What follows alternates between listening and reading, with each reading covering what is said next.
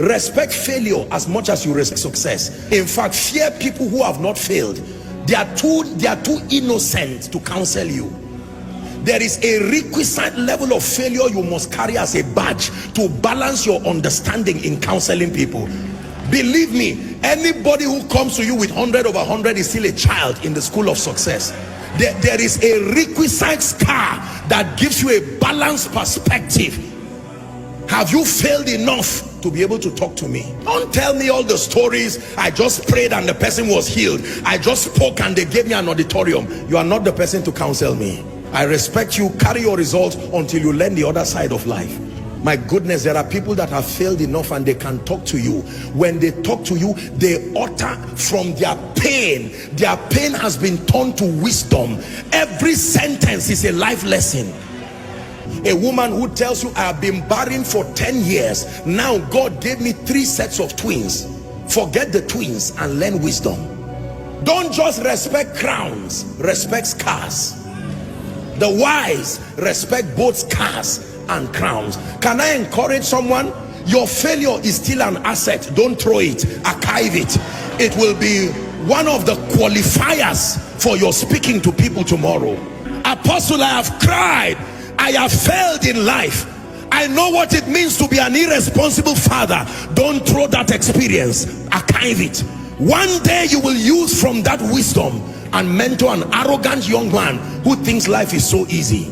Most times when we are starting out in life, because of the leverage of prayer, the prophetic, or generally life just playing games with you, you can believe life is so easy and you are wondering, so why are people crying like this? I just got married and 3 months it's been so rosy. In fact, my wife is the best thing that has happened to me. And you go online and embarrass yourself. And someone who has been married for 15 years, he said, may God help you. After 2 years, you just turn and start saying life is unpredictable. All these unwise things that people do. Do not just respect those who have succeeded alone. Respect those who have failed. Not everybody fails. Respect those who have failed. Failure is an asset when you can turn it to power. Paul said, let no man trouble me. It is not only anointing that I have, there are scars. Gentlemen, don't just look for those who live in mansions. Go and look for mama and let her teach you the secret of happiness in a hut. There is something you need to learn, because the money you think will come from the mansion, you will be surprised. You don't know the depression and the drugs that surround those mansions. Sometimes you need to learn from both a king, but you need to learn from the slave that is in his palace. There is something the slave can tell you that even the king does not know. The slave is the one who cleans the palace. He knows what he has seen there. Why will the Lord speak to a young virgin through an angel and says, Mary, you are highly favored? And the next thing that follows that woman is pain, controversy.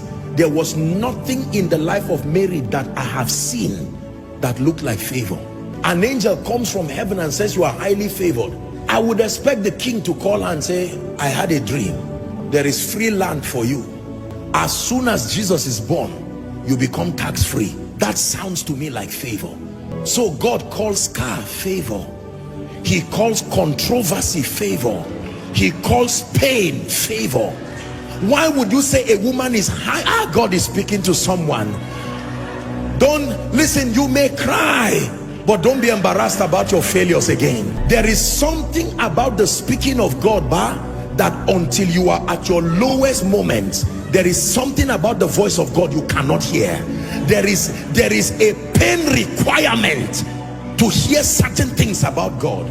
Tonight's message is very deep. For some of you, you really will not understand it this night. You are too innocent. You have been shielded by the sacrifices of others. You may not really understand this. There is a pain requirement that brings out the clarity and the purity of the voice of God. There is a way a man of God fails and fails and fails in ministry, that he goes back and he says, Lord, teach me. When he writes a book about the leadership of the Spirit, read it. That pain has purified any flesh and the need to make a name. It's gone. That is the reason why when people go through things and they come out of it, they usually come out with an anointing. Barren for 16 years, laughed at by people.